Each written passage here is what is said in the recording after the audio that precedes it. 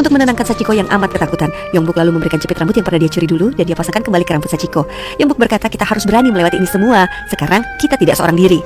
Yongbuk lalu melihat bayi kecil ini lalu memberikannya satu-satunya foto Sorim yang dia miliki agar bayi ini bisa mengenali wajah ayahnya. Tapi tak lama kemudian dua tentara Korea masuk ke persembunyian mereka dan mencari boneka Jepang.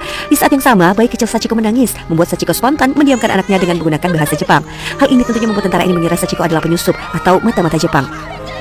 Tentara ini lalu menyeret Sachiko dan hendak mengeksekusinya. Meskipun Yongbuk berusaha menolong Sachiko, tapi dua tentara ini terus menarik rambut Sachiko keluar dari tempat persembunyian. Yongbuk yang mau menyelamatkan Sachiko ini lalu memukul kepala tentara Korea ini dengan botol hingga pecah. Tentu hal ini sangat berbahaya bagi mereka berdua. Kini mereka harus kabur sekarang juga sebelum semua tentara datang mengepung mereka. Mereka lari ke hutan dan mencari tempat bersembunyi. Dari belakang, tentara Korea terus mengejar mereka sambil meletuskan tembakan. Yongbuk lalu punya rencana. Dia meminta Sachiko untuk kabur duluan bersama dengan bayi mungil ini dan dia akan mengalihkan tentara ke arah yang berlawanan. Yongbuk menyuruh Sachiko menunggunya di pohon yang pernah mereka lihat bersama. Tapi jika sampai matahari terbenam dia tak juga datang, Sachiko harus segera pergi dan kembali ke Jepang bersama dengan bayi mungil ini. Terlalu berbahaya di Korea sendirian. Lalu dia memberikan Sachiko satu-satunya harta, yakni cincin peninggalan dari ibunya, dan jualah cincin ini untuk naik ke kapal. Sachiko menangis, dia tak rela melepaskan Yongbuk, tapi ini adalah satu-satunya pilihan terbaik.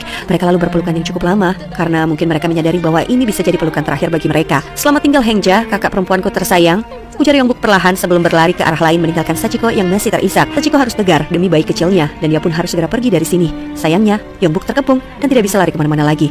Tak ada yang bisa dilakukan Yongbuk selain pasrah saat tentara itu mengerahkan senjata mereka pada dirinya. Dan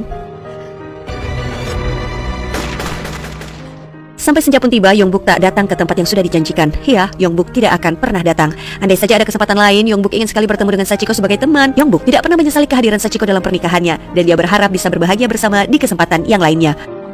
Puluhan tahun berlalu, Sachiko selamat dan kini sudah sangat tua. Dia ternyata memberi nama anaknya Yongbuk.